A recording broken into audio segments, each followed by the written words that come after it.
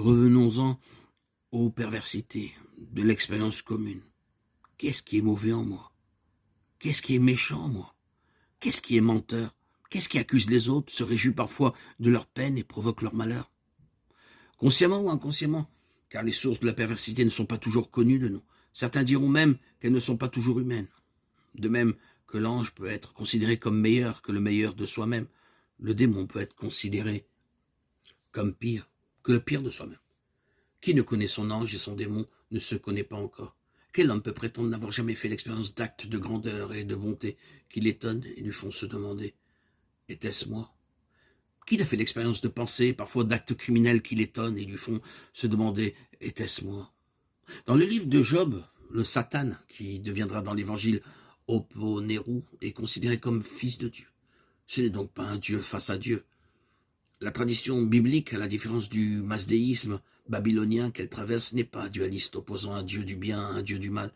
Et la tradition évangélique n'est ni essénienne, opposant les fils de la lumière aux fils des ténèbres, ni manichéenne, opposant le vrai Dieu, incréé au mauvais démiurge créateur. Pourtant, comme nous l'avons rappelé, le mal, les ténèbres, la perversité existent. Mais, et c'est ce que va préciser le livre de Job et l'évangile, il n'existe pas absolument. Seul l'absolu est absolu, seul Yahweh est l'être qui est absolument, et tous les autres êtres ne sont que relativement. La fonction du Satan, nous dira le livre de Job, c'est de nous éprouver, de nous révéler à nous-mêmes, et de révéler au cœur de notre néant, notre manque à être, que seul je suis est. Tout autre je suis risque d'être illusoire, menteur et père de mensonges. Délivre-nous du Satan ou du Poneru, voudrait dire alors, dans ce contexte, délivre-nous de tout obstacle à la vision du véritable. Je suis, et de tout ce qui m'en éloigne, de tout ce qui me fait oublier sa présence, de tout attachement à ce que je prends pour la réalité dont je fais un absolu, et qui en fait n'est que relatif, une illusion, un reflet transitoire, impermanent et évanescent de cette réalité. Bien avant Heidegger, les pères du désert parlaient du démon comme oubli de l'être, ou pire, d'un mépris ou dégoût de l'être, assédia. Le remède qui peut nous délivrer de cet oubli, c'est la remémoration du nom, l'invocation de celui qui est « Je suis », Yeshua, ou l'invocation de celui qui est son père, Abba, dans la conscience du souffle, le pneuma.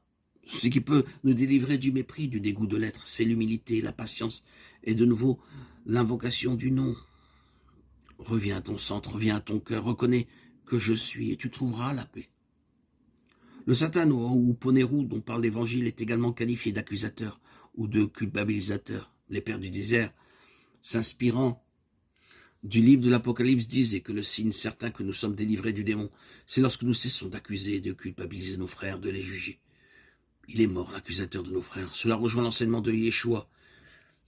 Ne jugez pas pour n'être pas jugé, car du jugement dont vous jugez, vous serez vous-même jugé. Qu'as-tu à regarder la paille qui est dans l'œil de ton frère? Ne vois-tu pas la poutre qui est dans le tien?